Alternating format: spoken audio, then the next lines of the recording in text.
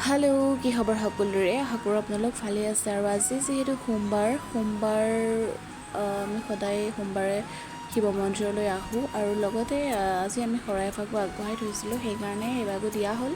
আৰু আজি আমি দুজন অকলে অহা নাই দেই, আজি আমাৰ মা আহিছে আৰু জেঠাইও আহিছে লগত। যিহেতু শৰাই দিছোঁ সেইকাৰণে লগত আৰু দুজন মানুহ লৈ আহিছোঁ। আৰু ইয়াতো প্ৰায় মানুহ আহিয়ে থাকে, কিন্তু আমাৰ যোৱাটো অলপ সোনকাল হৈছে, সেইকাৰণে মানুহ অলপ কম আছে। আৰু আমাৰ এতিয়া প্ৰসাদ খাবৰো হৈ গ'ল। আমাক প্ৰসাদো দিলে, আমি ধুনীয়াকৈ খালোঁ প্ৰসাদ। এয়া দেখিছেনে, এয়া বৰাদাই খাই আছে প্ৰসাদ। আৰু এই পূজাৰীজন যে দেখিছে, তেওঁৱেই এই মন্দিৰ ভাগত থাকে আৰু মন্দিৰৰ সকলো কাম কাজখিনি তেওঁৰ ওপৰতেই নিৰ্ভৰ কৰে। আৰু তেওঁৱেই ধুনীয়াকৈ কাম কাজখিনি কৰি দিয়ে, প্ৰসাদৰ কামো তেওঁৱেই কৰি দিলে, আমি মাত্ৰ শৰাইভাগে আগবঢ়াইছিলোঁ। আৰু এই ভিতৰৰ ফালে যে গছজোপা দেখিছে, তাতো মন্দিৰ আছে আৰু বাবাও তাতে থাকে। আৰু আজিলৈ বাই বাই। ভিডিঅ'টো চাই কেনে লাগিলে নিশ্চয় জনাবলৈ নাপাহৰিব।